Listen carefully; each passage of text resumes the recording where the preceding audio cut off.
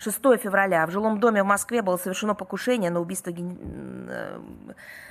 Вы это знаете, об этом говорили средства массовой информации, наши правоохранительные органы, о покушении генерала-лейтенанта Владимира Степановича Алексеева, первого заместителя начальника Главного управления Генштаба Вооруженных сил Российской Федерации, возглавлявшего делегацию нашей страны на трехсторонних мирных переговорах в Абу-Даби. Примечательно, что накануне Зеленский в своем телеобращении объявил о, это прямая цитата, согласовании с недавно назначенным главой СБУ Евгением Хмарой, уже набившим руку на совершении терактов в России, новых подобных, как они сказали, операций на территории России.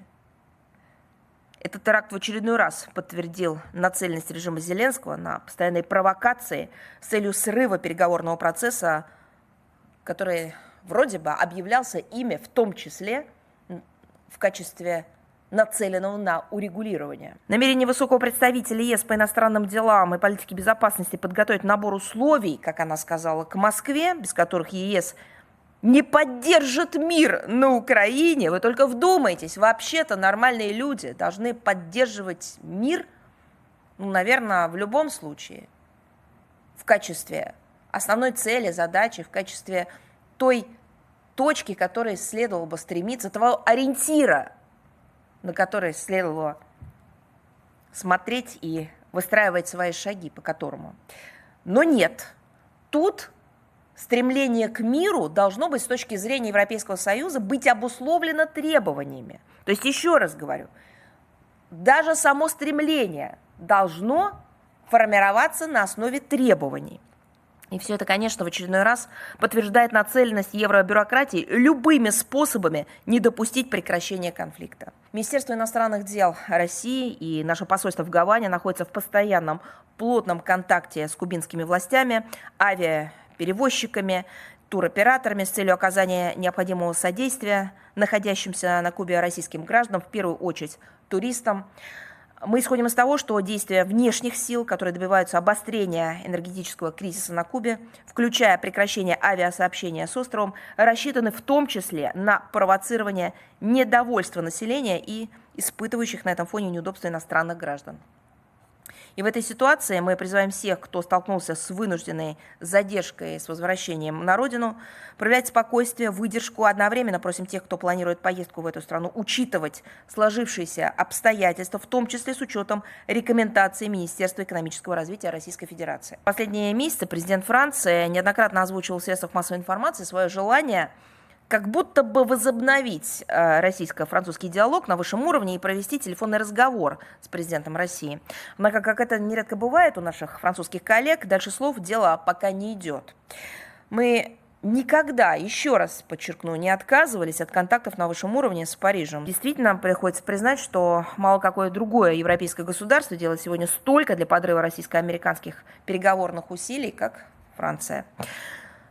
Поэтому мы предпочитаем судить о бывших партнерах не по словам и обещаниям, а по поступкам, говорили это неоднократно.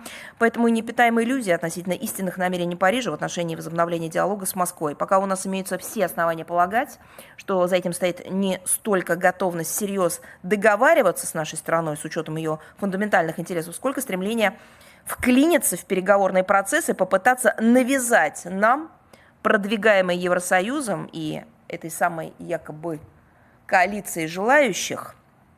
Почему говорю якобы? Потому что вроде бы желали как бы мира, а на самом деле мы видим, что желают как раз не мира.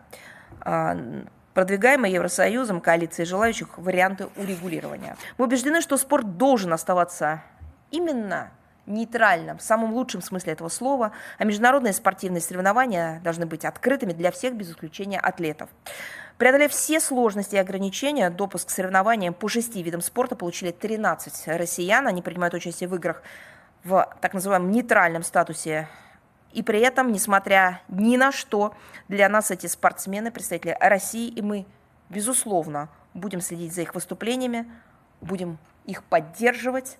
Наша страна продолжает работу по восстановлению прав отечественных атлетов и возвращению российского спорта на международную арену. Уже порядка 70 международных федераций допускают взрослых спортсменов из России к международным стартам. Юниоры снова получили возможность выступать на соревнованиях под национальным флагом и с гимном. Мы рассчитываем на скорейшее восстановление полноценного статуса Олимпийского комитета России. Со своей стороны будем всячески этому способствовать. Министерство иностранных дел России, могу это подтвердить, говорили раньше, еще раз хочу подчеркнуть, продолжать делать все возможное, чтобы помочь российскому археологу, который был задержан в Польше по абсурдным обвинениям, выдвинутым против него Украиной. Мы задействуем весь имеющийся у нас дипломатический инструментарий. Представители посольства России в Варшаве оказывают ему всю необходимую помощь в рамках своей компетенции, находятся в постоянном контакте с его адвокатами, помогают в передаче информации родственникам. Польской стороне были переданы подготовленные Государственным Эрмитажем документы, которые подтверждают, что Александр Бутягин осуществлял с 1999 по 2025 год археологические раскопки в Крыму в строгом соответствии с существующими правилами. В СМИ появилась информация, что первое заседание Совета мира пройдет уже 19 февраля. И вот, в частности, пресс-секретарь президента РФ уже отметил, что представителей Кремля на мероприятии не будет. А сама тема в проработке МИД. А проявляются ли уже какие-то контуры российской позиции по отношению к Совету мира? И не собирается ли кто-нибудь от нашего дипмедовца участвовать в этом заседании?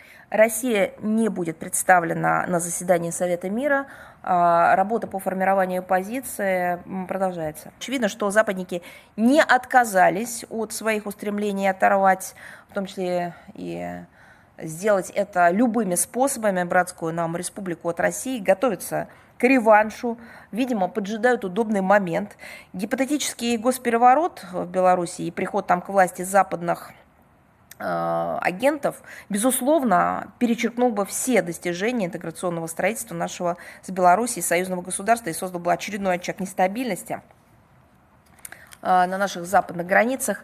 Ну и, как верно отмечено в упомянутом вами информационном материале, белорусское общество уже получило прививку от попыток раскачать внутриполитическую ситуацию. Республиканские власти также приняли ряд решительных мер по зачистке страны от прозападных так называемых демократизаторских структур и ужесточению законодательства в отношении неправительственных организаций в целях недопущения их подрывной работы изнутри. Тем не менее, мы с белорусскими союзниками не намерены просто сидеть сложа руки и наблюдать за всем этим. Очень понравилась эта формулировка про частичное вступление. Мне кажется, что Европейский Союз уже частично вляпался в Украину. Осталось только, чтобы Украина частично туда, как они сказали, вступила, чтобы окончательно добить Европейский Союз. Вы знаете, вот эти все манипуляции, словесная эквилибристика, бесконечные придумывания каких-то новых формул, даже вопреки собственным законам и правилам, они и довели ситуацию на европейском континенте до такого удручающего состояния. Ни о каком экономическом, так сказать, развитии этого вопроса, а именно так зарождался Европейский Союз, ни о каком гуманитарном измерении, ни о какой координации в сфере миростроительства, конечно, речи не идет. Речь идет о бесконечном манипулятивном отношении к этому вопросу со стороны западных кураторов и киевского режима, который используется ими как инструмент.